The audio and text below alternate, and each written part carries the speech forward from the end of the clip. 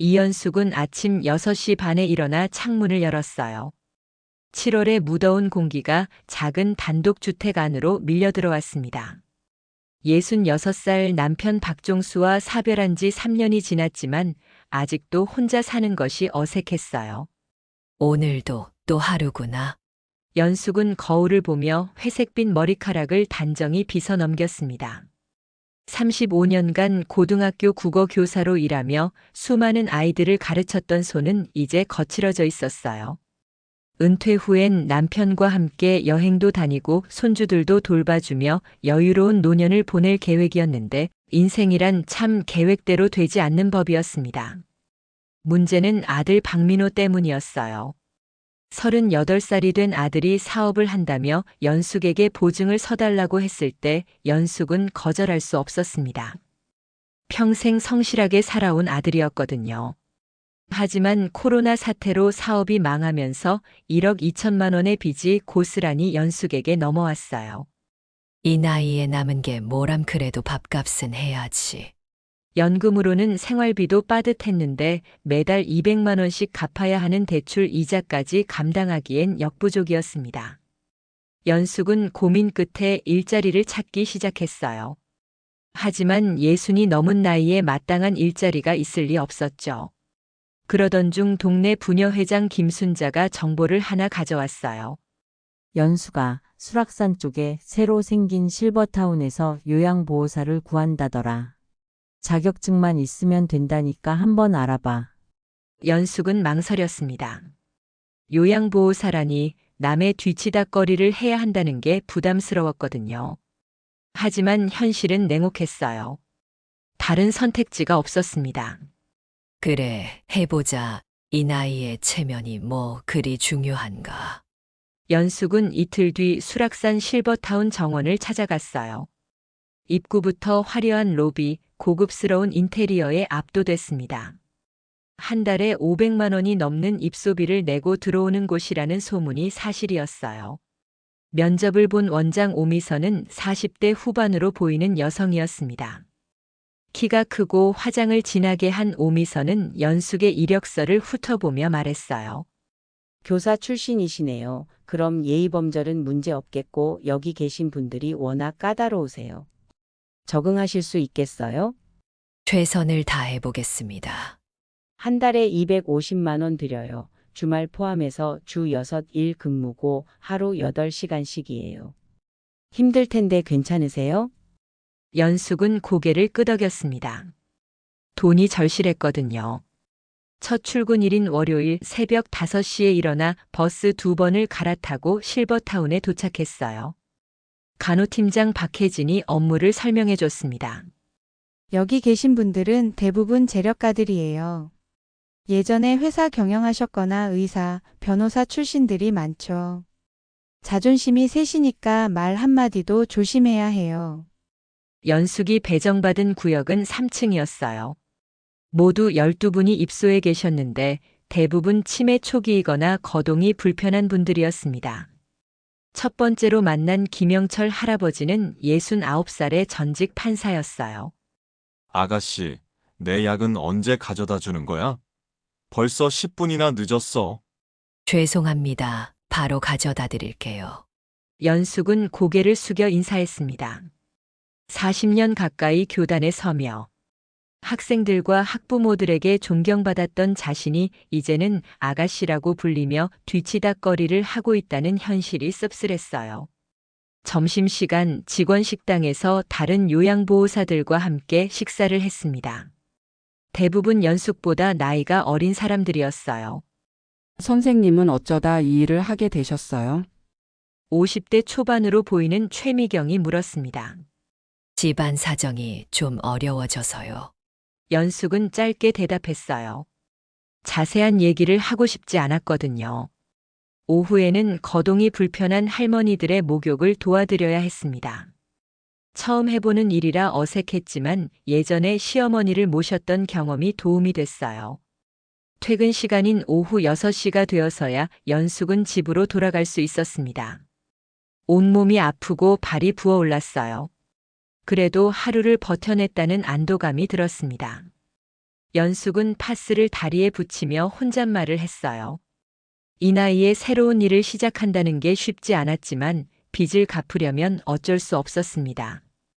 그날 밤 연숙은 남편 박종수의 영정 사진 앞에서 하루 있었던 일을 털어놨어요. 여보, 나 오늘부터 요양원에서 일하기 시작했어. 힘들긴 하지만 견딜만해. 민호 빚만 다 갚으면 그만둘 거야. 그때까지만 힘내볼게 해. 창밖으로는 여름밤의 매미 소리가 요란하게 들려왔습니다. 연숙은 내일 할 일들을 머릿속으로 정리하며 잠자리에 들었어요. 새로운 시작이었지만 아직은 모든 게 낯설고 어려웠습니다. 연숙이 실버타운에서 일한 지 열흘이 지났을 때 3층에 새로운 입소자가 들어왔습니다. 간호팀장 박혜진이 연숙을 따로 불러 말했어요. 이연숙 씨, 오늘 들어오시는 분은 좀 특별해요. 강동식 회장님이시거든요. 강동식이요? 연숙은 그 이름을 들어본 적이 있었어요. 70년대부터 건설업으로 시작해서 백화점, 호텔까지 사업을 확장한 대기업 회장이었죠. 신문에서 종종 봤던 이름이었습니다. 예, 그분이에요. 올해 74시고 최근에 건강이 많이 안 좋아지셨대요. 가족들이 모시고 오실 거예요. 오후 2시쯤 검은색 대형 세단 2대가 실버타운 앞에 멈춰 섰어요. 연숙은 창문 너머로 그 모습을 지켜봤습니다. 양복을 입은 남자들이 휠체어를 준비하고 40대로 보이는 여성과 30대 남성이 내렸어요. 아마 자녀들인 것 같았습니다. 마지막으로 휠체어에 앉은 노인이 나타났어요. 강동식이었습니다. 예전 신문 사진에서 봤던 카리스마 넘치는 모습은 온데간데 없었어요. 마른 몸에 허리가 굽어 있었고 표정도 무기력해 보였습니다. 아버지, 여기가 새로 사실 곳이에요. 40대 여성이 강동식의 귀에 대고 크게 말했어요. 강동식은 고개만 살짝 끄덕였을 뿐 별다른 반응을 보이지 않았습니다. 원장 오미선이 직접 나와서 안내했어요. 강동식이 입소할 방은 3층 끝방으로 가장 넓고 전망이 좋은 곳이었습니다. 연숙도 함께 따라가서 짐 정리를 도왔어요. 아버지는 요즘 말씀을 별로 안 하세요. 그냥 가만히 앉아 계시기만 해요. 강동식의 딸로 보이는 여성이 오미선에게 설명했습니다. 치매는 아니고요. 우울증이 심하신 것 같아요.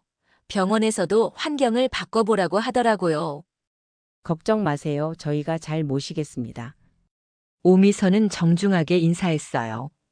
대기업 회장이라는 타이틀 때문인지 평소보다 더 친절했습니다. 가족들이 떠난 후 강동식은 혼자 방에 남았어요. 연숙이 들어가 보니 강동식은 휠체어에 앉은 채 창밖만 바라보고 있었습니다. 창문 너머로는 수락산의 푸른 산세가 보였어요. 안녕하세요. 회장님, 저는 이연숙이에요. 앞으로 회장님을 돌봐드릴 예정입니다. 연숙은 정중하게 인사했지만 강동식은 아무 반응이 없었어요. 마치 연숙의 존재 자체를 모르는 것 같았습니다. 저녁 식사 시간이 6시인데 식당에서 드실 건지 방에서 드실 건지 여쭤봐도 될까요? 여전히 대답이 없었어요. 연숙은 조용히 물 한 잔을 갖다 놓고 방을 나왔습니다. 다음 날 아침 연숙은 강동식의 방을 청소하러 갔어요. 강동식은 어제와 똑같은 자세로 창밖을 바라보고 있었습니다. 밤새 잠을 잤는지도 의심스러웠어요. 회장님, 청소 좀 하겠습니다. 연숙은 조심스럽게 말하며 걸레질을 시작했어요. 그때였습니다. 갑자기 강동식이 입을 열었어요. 우린 예전에 만난 적 있죠? 연숙은 깜짝 놀라 손에 들고 있던 걸레를 떨어뜨렸어요. 사흘 동안 한마디도 안 하던 사람이 갑자기 말을 한 것도 놀라웠지만 더 놀라운 건 그 말의 내용이었습니다. 죄송한데요. 저희가 언제 만났다고 하시는 거예요? 경주 안압지 근처였던가요?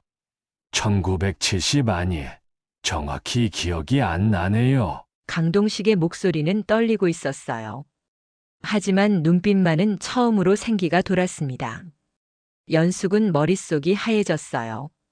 경주 안압지라는 단어를 들으니 갑자기 오래된 기억이 떠올랐습니다. 대학교 2학년 때 친구들과 함께 간 경주 여행. 안압지에서 만났던 한 남학생. 하지만 그 기억은 너무 오래되고 흐릿했어요. 혹시 이름이 뭐라고 하셨죠? 강동식입니다. 그때는 23이었어요. 서울대학교 상과대학 다니고 있었고, 연숙은 가슴이 두근거렸어요. 1970년 자신이 23이었을 때 교육대학교 국어교육과 2학년이었죠. 그해 가을 친구 3명과 함께 경주로 놀러 갔던 기억이 어렴풋하게 떠올랐습니다. 안압지에서 사진을 찍어달라고 하셨나요? 맞아요. 바로 그거예요. 강동식의 눈이 반짝였어요.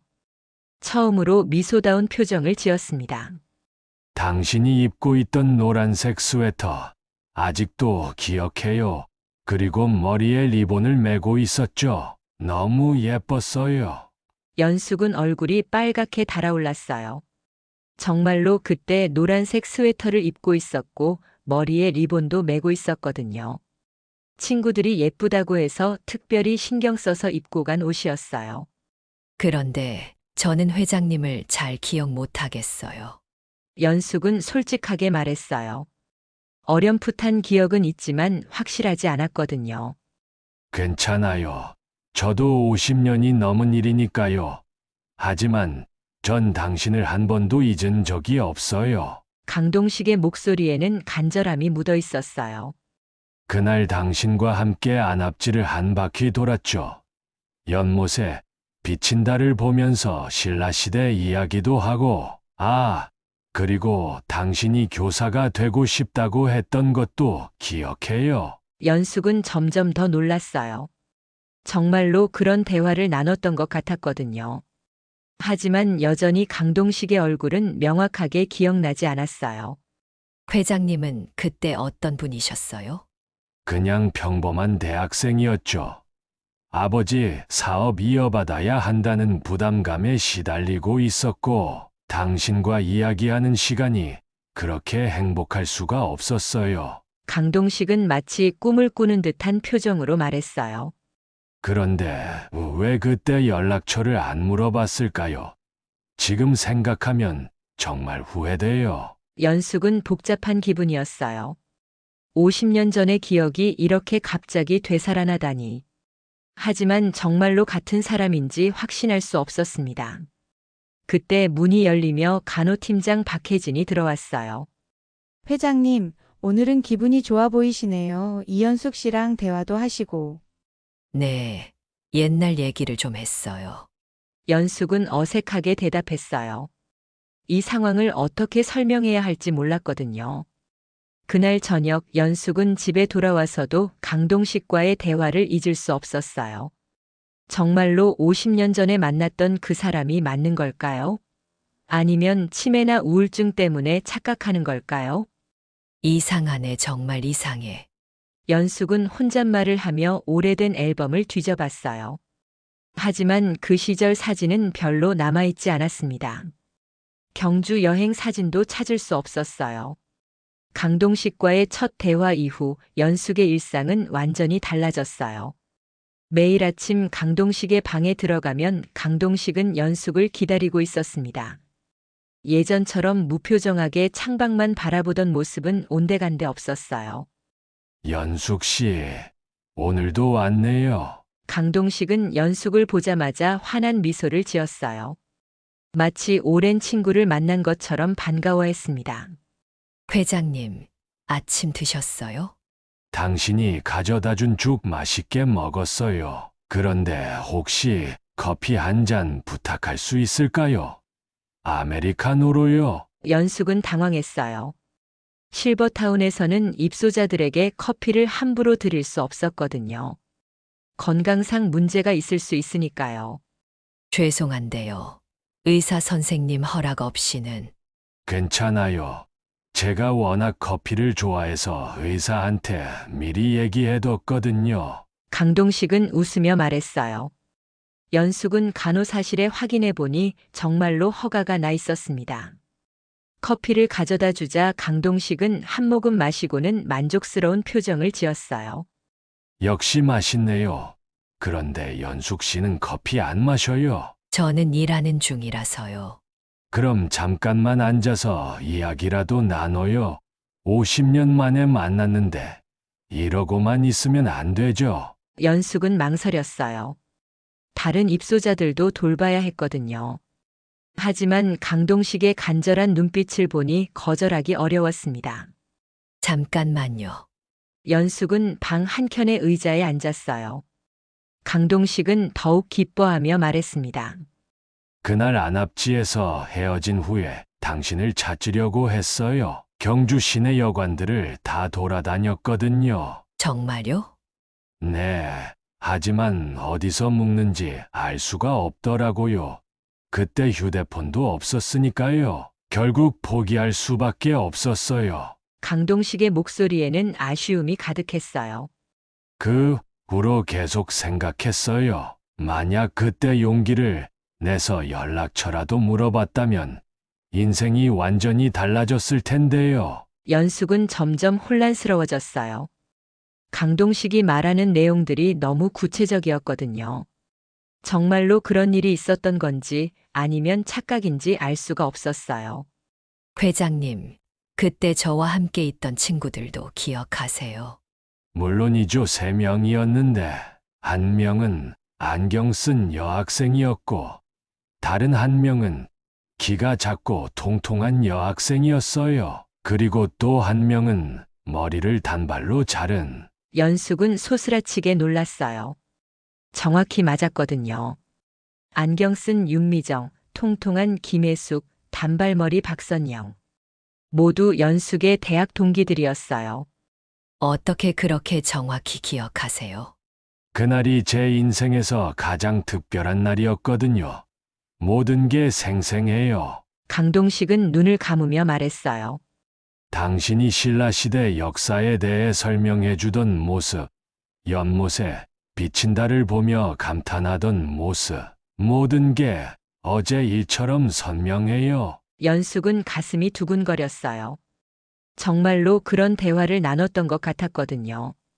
하지만 강동식의 얼굴은 여전히 명확하게 기억나지 않았어요. 회장님은 그때 어떤 꿈을 가지고 계셨어요?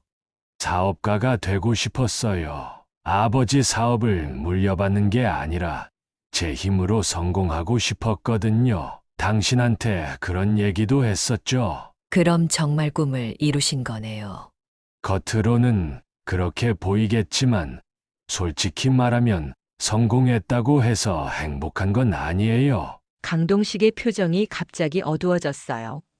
평생 일만 했어요. 가족들과도 제대로 시간을 보내지 못했고 지금 생각해보니 정말 허무해요. 그때 문이 벌컥 열리며 40대 여성이 들어왔어요. 강동식의 첫째 딸 강수연이었습니다. 강수연은 연숙을 쳐다보며 차가운 시선을 보냈어요. 누구세요? 왜 여기 앉아 계시죠? 아, 안녕하세요. 저는 이연숙이라고 합니다. 아버님을 돌봐드리는. 요양보호사시군요. 그런데 왜 앉아서 대화를 나누고 계시는 거예요? 강수연의 목소리는 날카로웠어요. 연숙은 당황하며 자리에서 일어났습니다. 죄송합니다. 회장님께서 잠깐 앉으라고 하셨어. 수연아, 너무 그러지 마. 연숙 씨는 나의 오랜 친구야. 강동식이 딸을 말렸지만 강수연은 못마땅한 표정이었어요. 아버지, 친구라니요? 요양보호사분과 무슨 친구 사이가 되세요? 50년 전에 만난 적이 있어. 그때 아버지, 요즘 기억이 많이 헷갈리시잖아요. 옛날 일을 너무 확신하지 마세요. 강수연은 연숙을 다시 쳐다보며 말했어요. 요양보호사님, 아버지가 이상한 말씀을 하시더라도 너무 진지하게 받아들이지 마세요. 요즘 많이 혼란스러워 하시거든요. 연숙은 고개를 끄덕였지만 기분이 좋지 않았어요. 마치 자신을 이상한 사람 취급하는 것 같았거든요. 그리고 앞으로는 업무 시간에 이렇게 앉아서 대화하지 마세요. 다른 일도 해야 하는 거 아닌가요? 죄송합니다. 연숙은 고개를 숙이고 방을 나왔어요. 강동식이 뭔가 말하려고 했지만 강수연이 가로막았습니다. 복도에서 연숙은 다른 요양보호사 최미경을 만났어요. 연숙 씨 표정이 안 좋으시네요. 무슨 일 있으세요? 아니에요. 그냥 강 회장님 딸분이 오셨더라고요. 까다롭기로 유명하신 분이에요. 너무 신경 쓰지 마세요. 최미경은 연숙을 위로했어요. 그런데 요즘 강 회장님이 연숙 선생님한테만 말을 걸으신다면서요. 다른 직원들한테는 거의 말도 안 하시는데. 그런가요? 네, 신기해요. 처음엔 말 한마디도 안 하시더니 혹시 어디서 만난 적 있으세요? 연숙은 어떻게 대답해야 할지 몰랐어요. 자신도 확신이 서지 않는 상황이었거든요.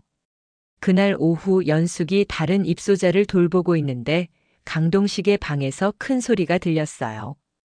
강수현과 강동식이 언성을 높이며 말다툼을 하고 있었습니다.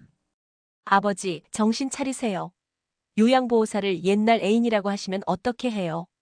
애인이 아니야. 하지만 분명히 만난 적이 있어.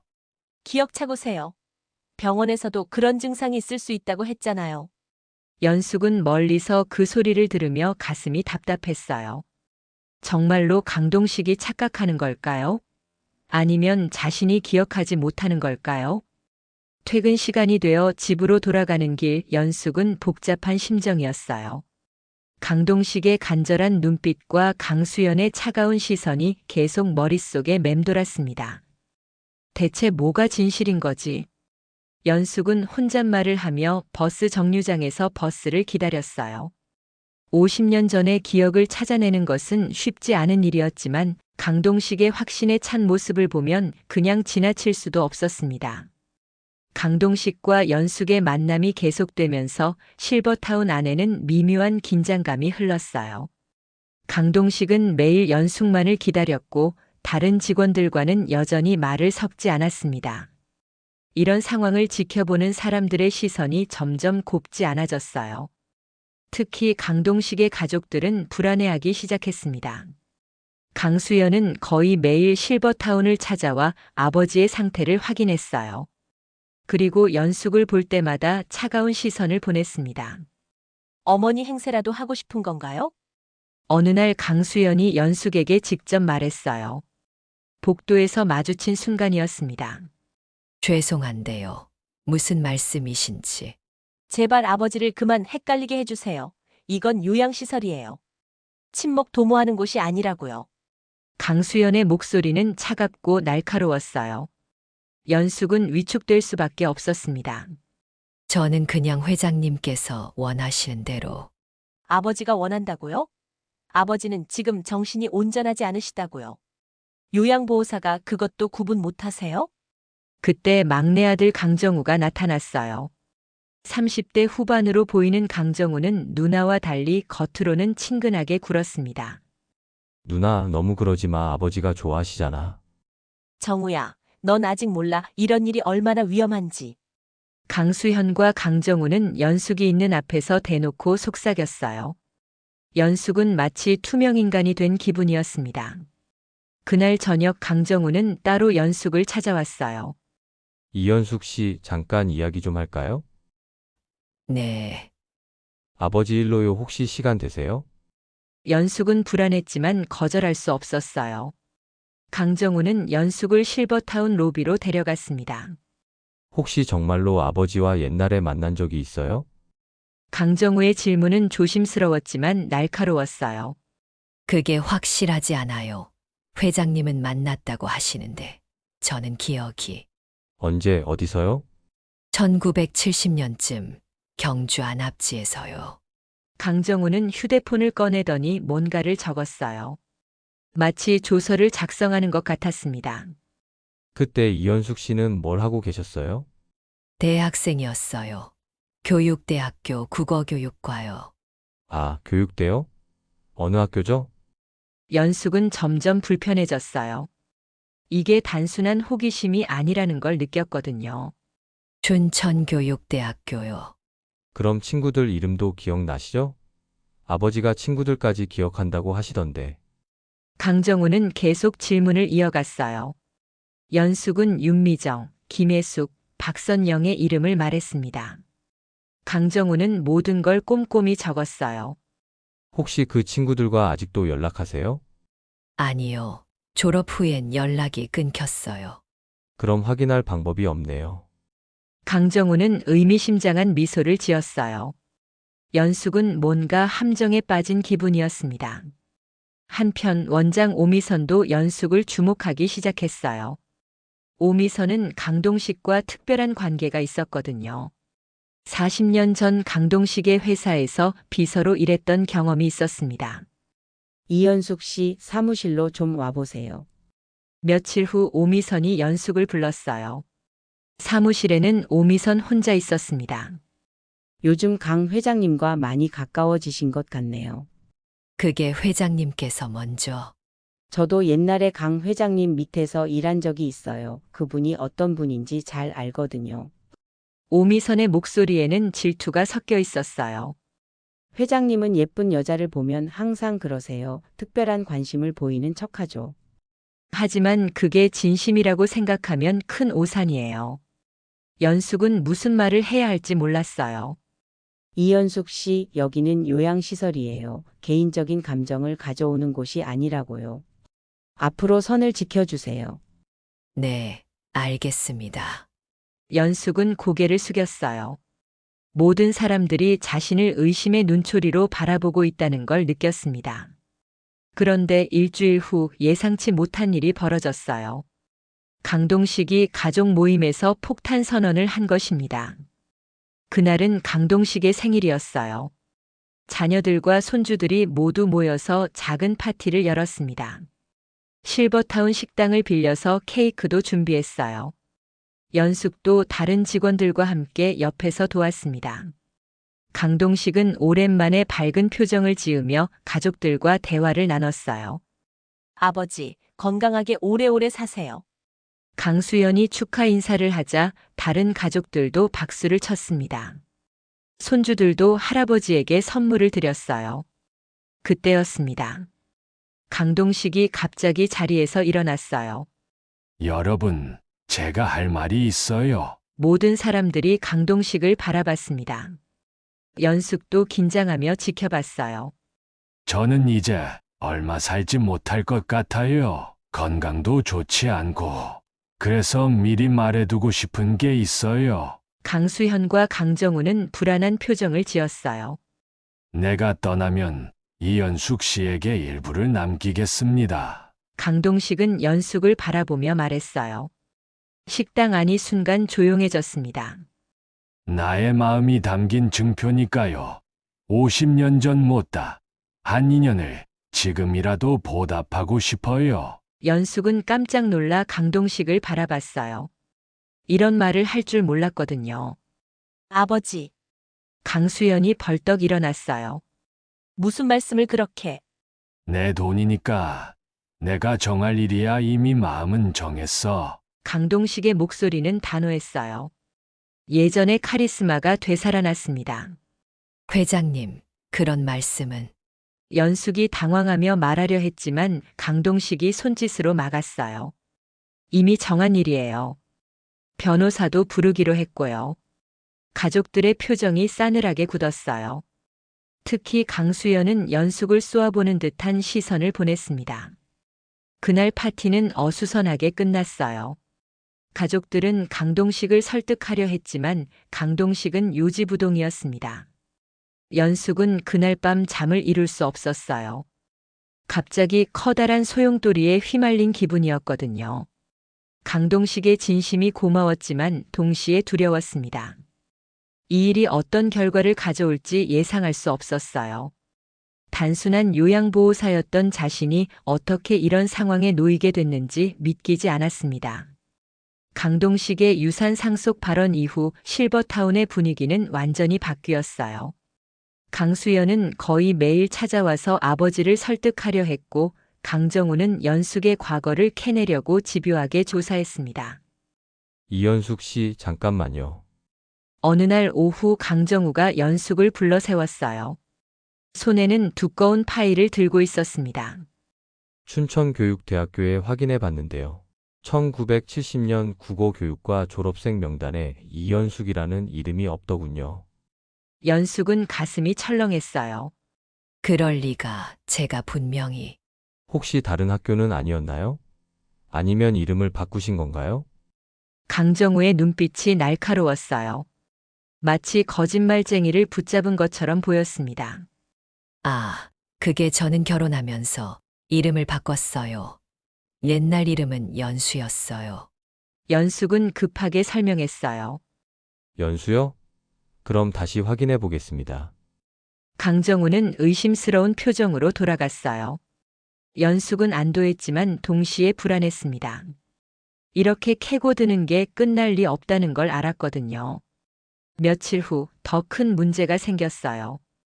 원장 오미선이 연숙을 불러 심각한 표정으로 말했습니다. 이연숙 씨, 강 회장님 가족 측에서 요양보호사 교체를 요청했어요. 교체요? 부적절한 관계라고 하네요. 업무에 지장을 준다고. 연숙은 충격을 받았어요. 예상은 했지만 막상 현실이 되니 받아들이기 어려웠습니다. 하지만 강 회장님께서 반대하고 계세요. 연숙 씨가 아니면 안 된다고 하시더라고요. 그럼 어떻게 되는 거예요? 일단은 그대로 가되 앞으로 더 조심하셔야 해요. 가족들이 계속 지켜보고 있으니까요. 연숙은 고개를 끄덕였지만 마음이 무거웠어요. 이런 상황에서 계속 일할 수 있을지 확신이 서지 않았습니다. 그날 저녁 연숙은 용기를 내어 옛날 친구들을 찾아보기로 했어요. 강동식이 말한 내용이 사실인지 확인하고 싶었거든요. 인터넷을 뒤져보니 동창회 사이트를 발견했어요. 춘천교육대학교 70년도 입학 국어교육과 동창회였습니다. 연숙은 조심스럽게 글을 올렸어요. 안녕하세요. 저는 이연수 현재 이연숙입니다. 김예숙, 윤미정, 박선영 친구들을 찾고 있어요. 연락 주세요. 다음 날 오전 놀랍게도 답글이 달렸어요. 윤미정이었습니다. 연수가. 정말 오랜만이다. 나 미정이야. 혜숙이랑 선영이 연락처 알고 있어. 연숙은 가슴이 두근거렸어요. 50년 만에 친구들과 연락이 닿을 줄 몰랐거든요. 오후에 윤미정에게서 전화가 왔어요. 연수가 정말 내가 맞니? 목소리가 그대로네. 미정아, 나도 반가워. 그런데 너희들 혹시 기억나? 대학교 2학년 때 경주로 여행 간 거. 경주? 아, 그때. 안압지 갔었지. 기억나. 왜? 연숙은 심장이 뛰었어요. 정말로 경주 여행이 있었던 거예요. 그때 우리 혹시 남학생 만난 적 있어? 안압지에서. 남학생? 어떤 남학생? 구체적으로 말해봐. 강동식이라는 서울대 상과대학 다니던. 전화 너머로 윤미정이 생각하는 소리가 들렸어요. 강동식, 아. 혹시 그때 사진 찍어준 그 오빠 말이야? 맞아. 기억나? 조금 키 크고 잘생겼던 것 같은데 그런데 왜 갑자기 그 오빠 얘기를 해? 연숙은 상황을 설명했어요. 윤미정은 깜짝 놀랐습니다. 대박. 그 오빠가 재벌 회장이었다고? 그리고 너를 기억하고 있었다고? 응. 그런데 나는 얼굴이 기억 안 나. 너는 어때? 나도 잘 모르겠어. 워낙 오래됐잖아. 혜숙이나 선영이는 어떨까? 혜숙이가 기억력이 좋았으니까. 윤미정은 김혜숙의 전화번호를 알려줬어요. 연숙은 곧바로 김혜숙에게 전화했습니다. 여보세요? 혜숙아, 나 연숙이야. 연숙이? 어머, 정말 오랜만이네. 어떻게 내 번호를 알았어? 김혜숙은 여전히 밝은 목소리였어요. 연숙은 다시 경주 여행 이야기를 꺼냈습니다. 아, 그때? 기억나지? 안압지에서 그 잘생긴 오빠 만났잖아. 사진도 같이 찍고. 정말 기억나. 어떤 오빠였는데. 키 크고 눈이 크고 웃을 때 보조개가 있었던 것 같은데. 그리고 옷을 참 잘 입더라. 당시에 대학생치고는 돈 있어 보였어. 연숙은 김혜숙의 말을 들으며 조금씩 기억이 되살아나는 것 같았어요. 그 오빠가 너한테 완전히 반했었잖아. 우리끼리 얘기했던 거 기억 안 나? 자꾸 너만 쳐다본다고. 정말. 응. 그래서 우리가 먼저 자리 뜨고 너 혼자 남겨뒀잖아. 1시간쯤 같이 안압지 돌았다며? 연숙은 가슴이 뛰었어요. 점점 더 구체적인 기억들이 떠오르기 시작했거든요. 개수가 혹시 그때 사진 있어? 사진? 글쎄 집에서 찾아봐야겠다. 있을지도 몰라. 김혜숙과의 통화를 마친 후 연숙은 다시 박선영에게도 연락했어요. 박선영도 그날을 기억했습니다. 맞아, 안압지에서 만난 그 오빠. 너무 젠틀했잖아. 우리한테도 친절하게 대해줬고. 세 친구 모두 그날을 기억하고 있다는 사실에 연숙은 안도했어요. 적어도 강동식이 완전히 헛소리를 하는 건 아니라는 뜻이었거든요. 다음 날 연숙은 강동식에게 이 소식을 전했어요. 회장님, 친구들이 그날을 기억해요. 정말 만났던 게 맞는 것 같아요. 강동식의 눈이 반짝였어요. 정말요? 친구분들이 기억한다고요? 네, 회장님이 키 크고 잘생겼다고 하더라고요. 그리고 웃을 때 보조개가 있었다고. 강동식은 손으로 자신의 볼을 만졌어요. 지금도 희미하지만 보조개가 있었습니다. 맞아요.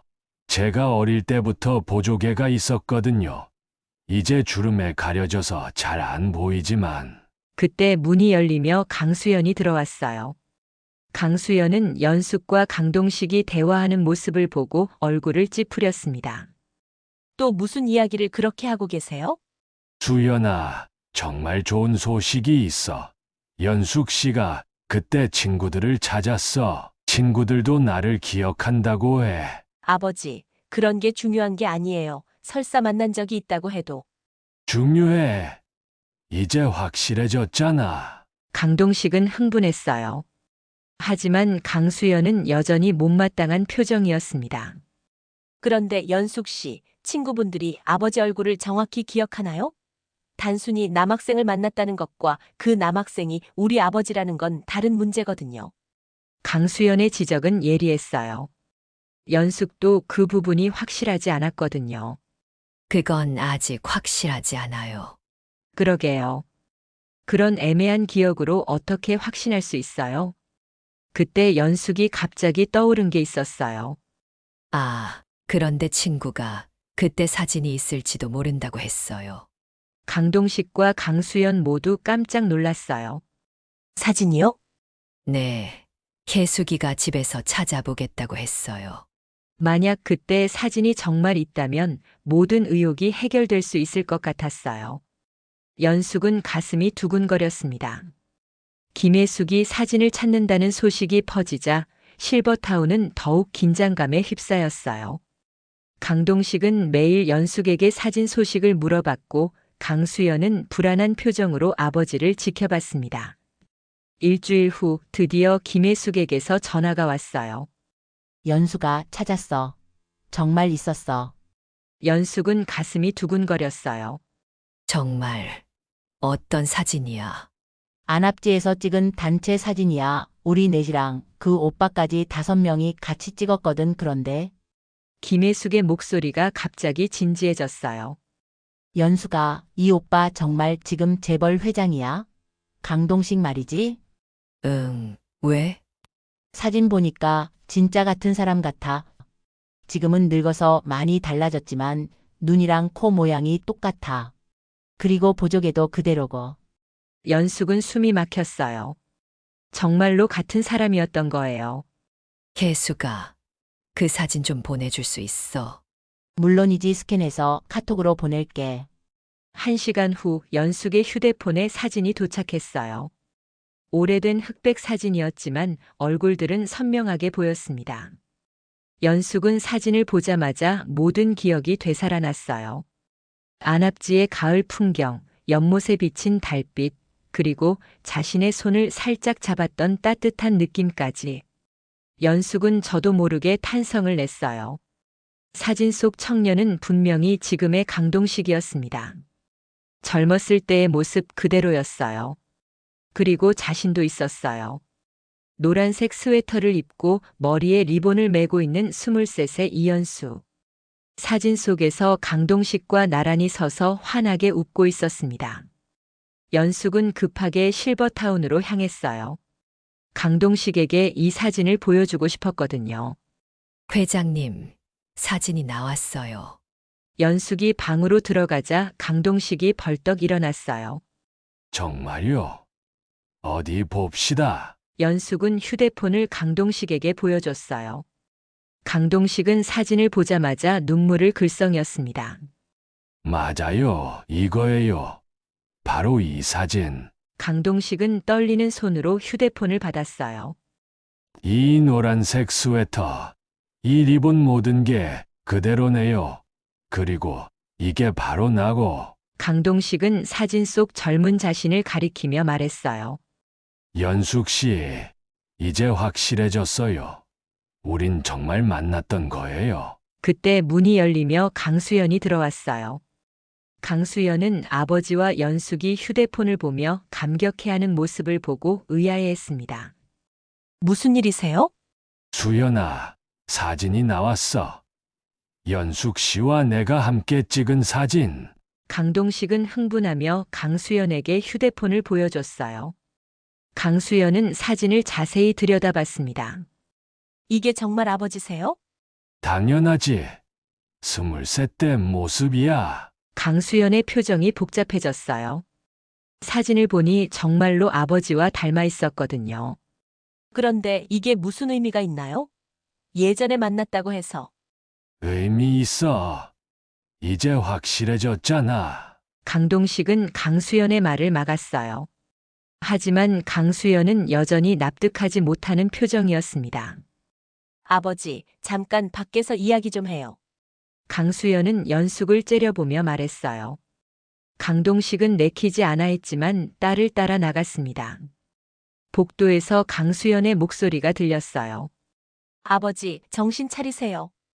50년 전에 한 번 만났다고 해서 지금 특별한 관계가 되는 건 아니잖아요. 특별한 관계야. 그때 내가 얼마나. 그냥 우연히 만났던 사람이에요. 아버지가 너무 의미를 부여하시는 거예요. 부녀의 말다툼은 점점 격해졌어요. 다른 입소자들과 직원들도 소란을 들었는지 복도로 나와 보고 있었습니다. 그때 강정우도 나타났어요. 강정우는 상황을 파악하고는 누나와 아버지 사이에 끼어들었습니다. 누나, 아버지, 이렇게 큰 소리 내지 마요. 사람들이 다 보잖아요. 정우야, 아버지가 너무 이상해져. 요양보호사한테 완전히 빠지신 것 같아. 강수연은 목소리를 낮췄지만 여전히 화가 나 있었어요. 일단 조용한 곳에서 얘기해요. 강정우는 가족들을 빈 회의실로 데려갔어요. 연숙은 혼자 강동식의 방에 남았습니다. 1시간 후 강동식이 지친 표정으로 돌아왔어요. 회장님, 괜찮으세요? 아이들이 이해를 못해요. 그냥 50년 전 인연이라고 생각하네요. 강동식은 힘없이 의자에 앉았어요. 하지만 연숙 씨, 저는 알아요. 그날이 얼마나 특별했는지. 그때 연못을 바라보며 했던 이야기들. 당신의 꿈, 제 꿈 모든 게 생생해요. 평생 잊을 수 없었어요. 강동식은 연숙의 손을 잡았어요. 연숙 씨도 이제 기억나죠? 우리가 얼마나 좋은 시간을 보냈는지. 연숙은 고개를 끄덕였어요. 사진을 본 후 정말로 기억이 되살아났거든요. 그날 밤 연못가를 걸으며 나눈 깊은 대화, 서로의 꿈에 대해 얘기했던 순간들. 네, 이제 기억나요. 정말 특별한 시간이었어요. 그렇죠. 그래서 제가 이렇게 기다렸던 거예요, 50년을. 그때 강수연이 다시 방으로 들어왔어요.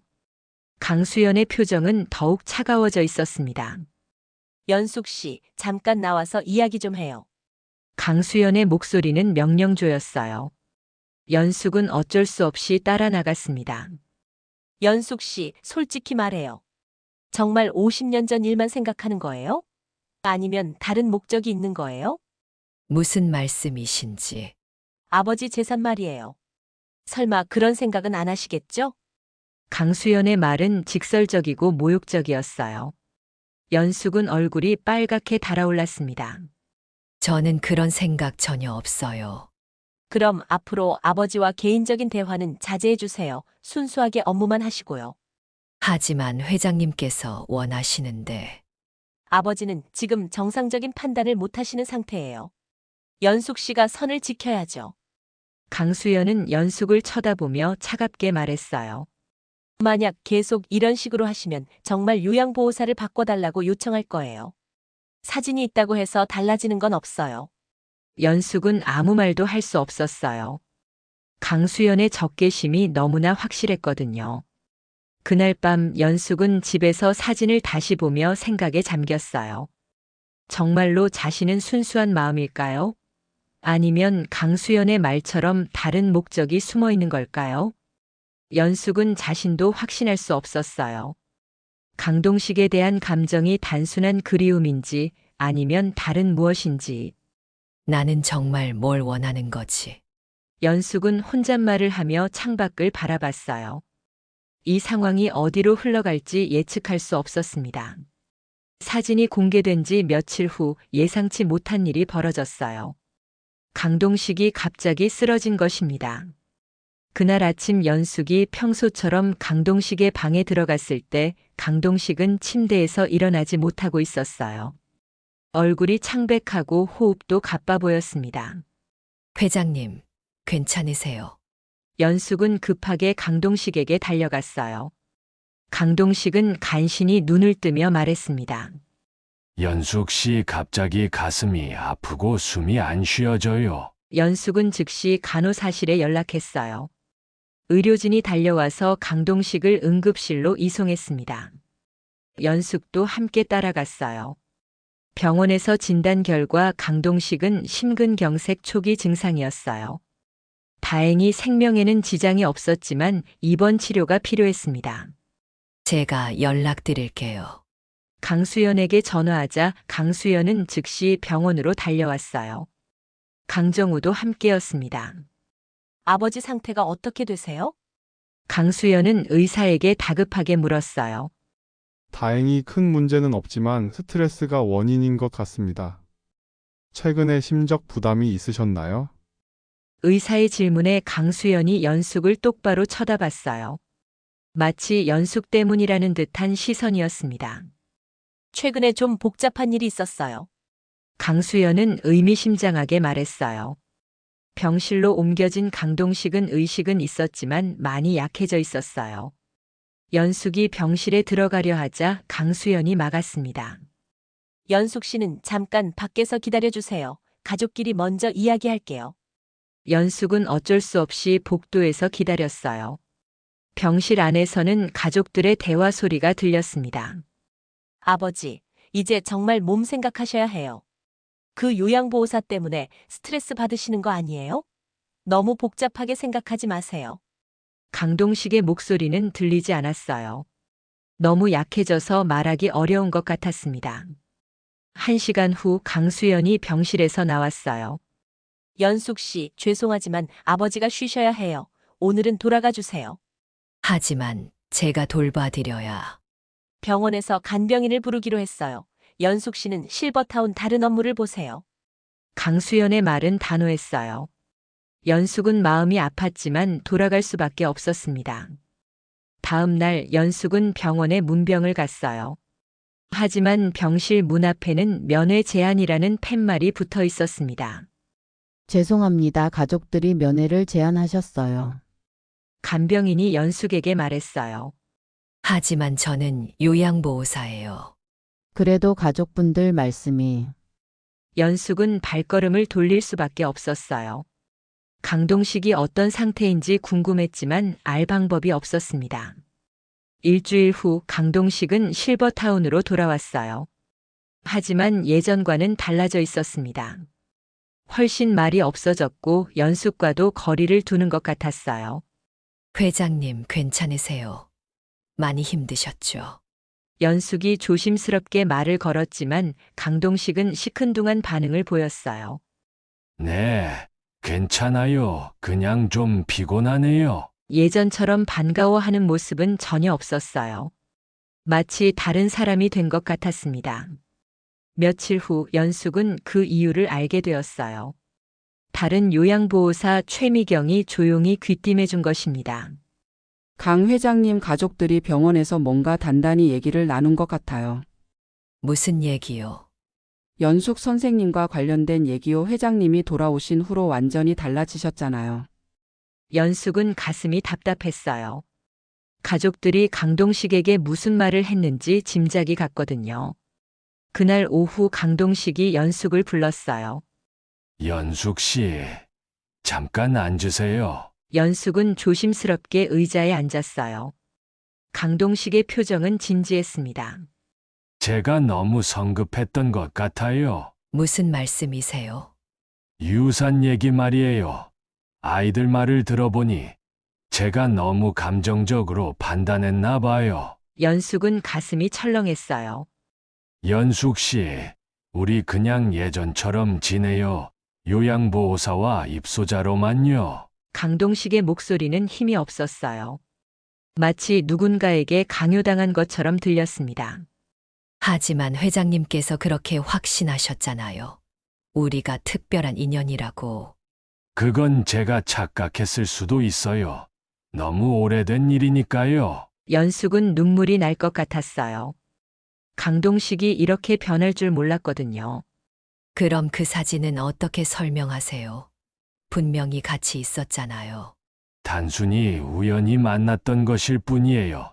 제가 너무 의미를 부여했나 봐요. 강동식은 연숙의 눈을 보지 못하고 창밖만 바라봤어요. 연숙 씨도 이제 자유로워지세요. 저 때문에 곤란하실 필요 없어요. 연숙은 더 이상 참을 수 없었어요. 눈물이 주르르 흘러내렸습니다. 회장님, 정말 그렇게 생각하세요? 정말로? 강동식은 한참 동안 아무 말도 하지 않았어요. 그러다가 작은 목소리로 말했습니다. 연숙 씨, 저는 아이들이 걱정돼요. 저 때문에 가족이 힘들어하는 걸 보니. 그럼 저는 어떻게 되는 거예요? 제 마음은 어떻게 되고요? 연숙의 목소리는 떨리고 있었어요. 자신도 모르게 강동식에게 진심이 생겼다는 걸 깨달았거든요. 회장님, 저도 이제 기억이 다 났어요. 그날 안압지에서 나눈 모든 대화, 회장님이 제 손을 잡으셨던 것까지 모든 게 생생해요. 연숙은 울면서 말했어요.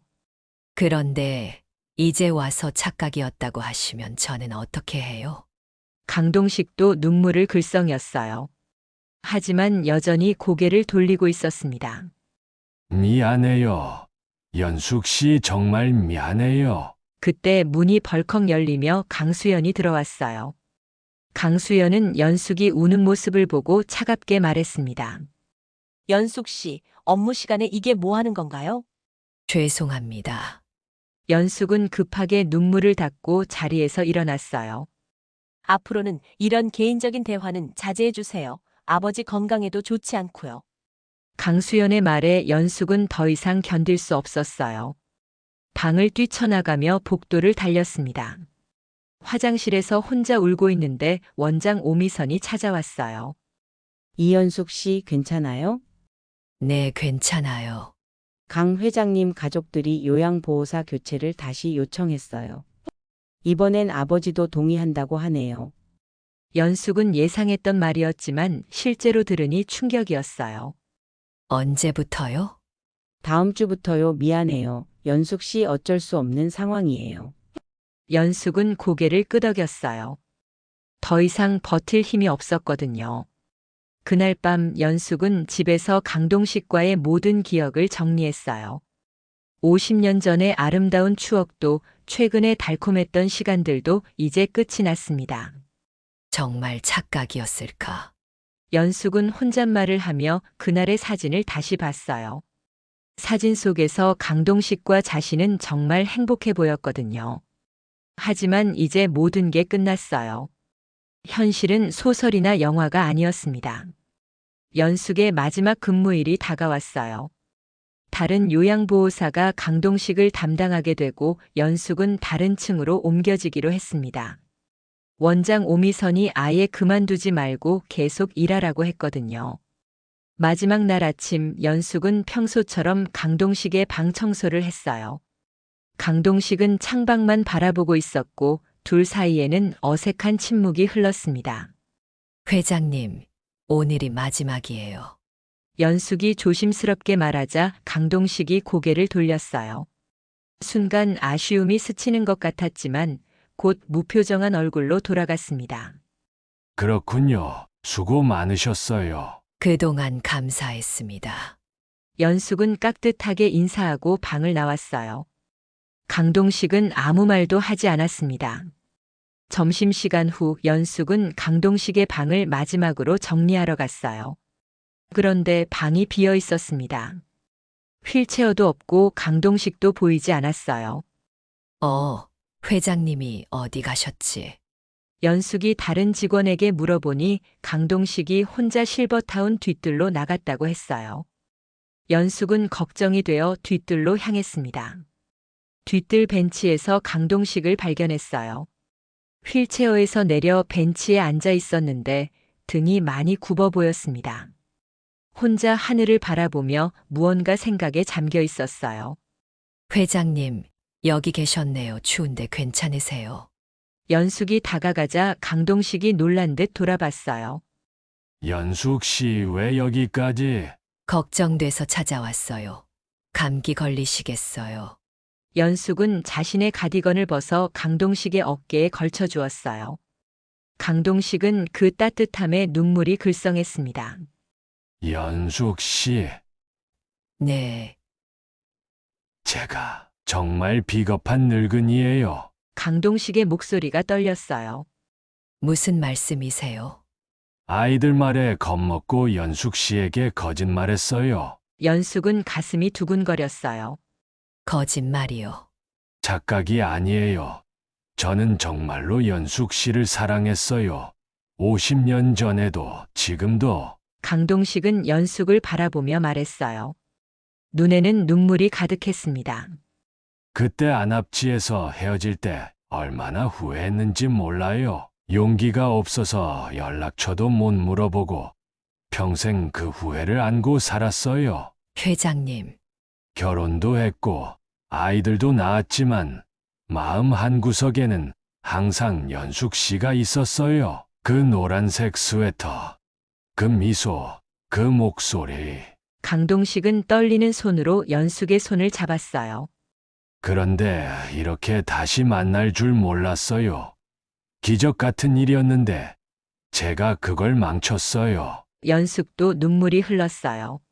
그럼 왜 그렇게 말씀하셨어요? 착각이었다고. 아이들이 걱정스러워서 수연이가 울면서 말하더라고요. 아버지가 이상한 사람한테 속아서 재산을 빼앗길까봐 무섭다고. 강동식은 고개를 숙였어요. 그 말을 들으니까 혹시 정말 제가 착각하는 건 아닌가 싶어서 무서워졌어요. 치매에 걸린 늙은이가 헛소리하는 건 아닌가. 절대 그런 게 아니에요. 저도 이제 다 기억나거든요. 연숙은 강동식의 손을 꼭 잡았어요. 그날 연못가를 걸으면서 나눈 대화, 회장님이 별자리 이야기해 주신 것, 제가 교사가 되고 싶다고 했을 때 응원해 주신 것 모든 게 생생해요. 정말요? 네. 그리고 헤어질 때 회장님이 언젠가 다시 만날 것 같다고 하셨던 것도 기억나요. 강동식은 깜짝 놀랐어요. 그 말까지 기억해요. 네. 저도 그때 가슴이 두근거렸거든요. 하지만 부끄러워서 대답 못했어요. 두 사람은 50년 만에 진정한 재회를 했어요. 젊었을 때 못다 한 이야기들이 쏟아져 나왔습니다. 연숙 씨, 늦었지만 제 진심을 받아주세요. 강동식은 연숙의 손에 입맞춤했어요. 회장님, 나이가 들어서 부끄럽지만 제가 연숙 씨를 사랑해요. 50년을 기다렸어요. 연숙도 더 이상 숨길 수 없었어요. 저도 그래요. 처음엔 기억이 안 났지만 이제는 확실해요. 그때도 지금도 특별한 분이에요. 두 사람이 손을 잡고 있는데 갑자기 누군가 다가왔어요. 강수현이었습니다. 아버지, 여기 계셨군요. 강수현은 아버지와 연숙이 손을 잡고 있는 모습을 보고 얼어붙었어요. 수연아, 또 이러시는 거예요? 분명히 정리됐다고 하셨잖아요. 강수현의 목소리는 차가웠어요. 하지만 강동식은 이번엔 물러서지 않았습니다. 수연아, 앉아라. 아버지가 할 말이 있다. 내가 지금까지 너희들 눈치만 보고 살았구나 아버지가 하지만 이제는 아니다. 강동식은 딸을 똑바로 바라봤어요. 예전의 카리스마가 되살아났습니다. 연숙 씨는 내 인생의 마지막 행복이야. 아버지가 너희들이 이해 못해도 상관없어. 아버지, 정신 차려요. 정신 차린 게 이거야. 그동안 내가 얼마나 후회하며 살았는지 모르지. 강동식은 연숙의 손을 더 꽉 잡았어요. 돈도 명예도 다 소용없더라. 진정으로 사랑하는 사람과 함께 있는 것만이 진짜 행복이야. 강수연은 아무 말도 할 수 없었어요. 아버지의 단호한 모습을 처음 봤거든요.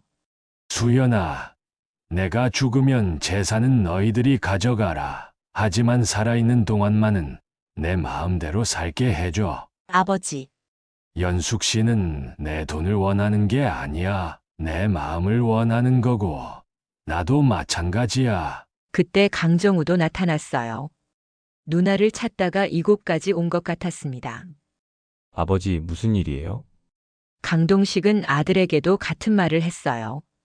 자신의 진심과 결심을 분명히 전했습니다. 정우야, 너는 그래도 이해할 줄 알았는데. 아버지 말씀이 맞는 것 같아요. 놀랍게도 강정우가 아버지 편을 들었어요. 누나, 아버지가 행복해 하시는 모습 오랜만에 보잖아요. 예전에는 항상 우울하셨는데. 정우야, 너 맞아. 연숙 씨도 좋은 분 같아요. 아버지를 진심으로 돌봐주시고. 강수연은 황당한 표정이었어요. 동생마저 아버지 편을 드니 어이가 없었거든요. 다들 미친 거예요? 수연아, 사랑이 미친 거라면 나는 기꺼이 미치겠다. 강동식의 말에 연숙은 감동했어요. 이런 고백을 들을 줄 몰랐거든요. 결국 강수연은 화를 내며 돌아갔어요. 하지만 강동식은 흔들리지 않았습니다. 연숙 씨, 이제 정말 시작이에요. 우리의 두 번째 인생이. 연숙은 고개를 끄덕였어요. 비록 늦었지만 진실한 사랑을 찾은 것 같았거든요. 강동식의 고백 사건 이후 일주일이 지났어요. 강수연은 며칠간 실버타운에 나타나지 않았지만 강정우는 매일 아버지를 찾아왔습니다. 그리고 연숙에게도 조금씩 마음을 열기 시작했어요. 연숙 씨, 아버지가 정말 많이 달라지셨어요. 강정우는 연숙에게 말했어요. 예전에는 맨날 우울해하시고 아무것도 안 하려고 하셨는데 요즘은 운동도 하시고 책도 읽으시고. 정말로 강동식은 완전히 달라져 있었어요. 휠체어 대신 지팡이를 짚고 걸으려고 노력했고 다른 입소자들과도 대화를 나누기 시작했습니다. 사랑의 힘이 이런 거구나. 강동식은 연숙에게 웃으며 말했어요. 평생 일만 하다가 이제야 진짜 살맛이 나네요. 연숙도 행복했어요. 강동식과 함께 있는 시간들이 너무나 소중했거든요. 두 사람은 매일 실버타운 정원을 산책하며 젊은 시절 이야기를 나눴습니다. 그때 내가 용기만 있었다면. 이제라도 만났으니 다행이에요. 그렇죠. 늦었지만 우리에게도 기회가 생겼어요. 어느 날 오후 예상치 못한 손님이 찾아왔어요. 연숙의 옛 친구 김혜숙이었습니다. 연숙아, 정말 여기 있었구나. 김혜숙은 연숙을 보자마자 달려와 안겼어요. 개수가 어떻게 여기까지? 인터넷 뉴스에 났더라. 재벌 회장과 요양보호사의 50년 만에 재회라고. 연숙은 깜짝 놀랐어요. 언제 기자들이 이 소식을 들었는지 몰랐거든요. 그 강동식 회장이 정말 그때 그 오빠가 맞아? 대박이다 정말. 김혜숙은 신기해하며 강동식을 보고 싶어 했어요. 연숙은 강동식에게 소개했습니다. 회장님, 제 대학 동기 김혜숙이에요. 그때 경주 여행에서 함께 했던. 아, 그때 통통하고 귀여웠던 그 친구. 강동식은 반갑게 인사했어요. 김혜숙은 감격했습니다. 와, 정말 기억하고 계시네요. 그런데 진짜 멋있으셨어요. 연숙이가 부러웠다니까요. 김혜숙의 방문으로 분위기가 한결 밝아졌어요. 세 사람은 오래된 추억을 나누며 즐거운 시간을 보냈습니다. 그날 저녁 강수연이 다시 나타났어요. 일주일 만이었습니다. 강수연의 표정은 여전히 복잡했지만 예전만큼 적대적이지는 않았어요. 수연아, 왔구나. 아버지, 제가 너무 심했나요? 강수연은 조심스럽게 말했어요. 아니야, 너도 아버지 걱정해서 그런 거잖아. 하지만 아버지가 행복해 하시는 모습을 보니까 제가 이기적이었던 것 같아요. 강수연은 연숙을 바라봤어요. 연숙 씨, 죄송해요. 제가 너무 의심했어요. 괜찮아요. 이해해요. 연숙은 미소를 지었어요. 앞으로 아버지를 잘 부탁드려요. 강수연의 말에 연숙은 고개를 끄덕였어요. 이제야 진정한 화해가 이루어진 것 같았습니다. 한 달 후 강동식은 중요한 결정을 내렸어요. 연숙 씨, 제가 실버타운을 나가려고 해요. 어디로 가시려고요? 작은 집을 하나 구했어요. 거기서 연숙 씨와 함께 살고 싶어요. 연숙은 깜짝 놀랐어요. 하지만 저는 정식으로 개인 간병인으로 모시고 싶어요. 물론 연숙 씨가 원한다면요. 연숙은 잠시 고민했어요. 하지만 강동식과 함께 할 수 있다는 생각에 마음이 기울었습니다. 네, 좋아요. 강동식과 연숙은 서울 근교의 작은 전원주택으로 이사했어요. 정원이 예쁜 단층 집이었습니다. 강수현과 강정우도 이사를 도와줬어요. 아버지, 건강하게 오래 사세요. 연숙 씨도 감사해요. 아버지를 잘 부탁드려요. 자녀들의 축복을 받으며 두 사람의 새로운 생활이 시작되었어요. 1년 후 강동식과 연숙은 여전히 행복하게 살고 있었어요.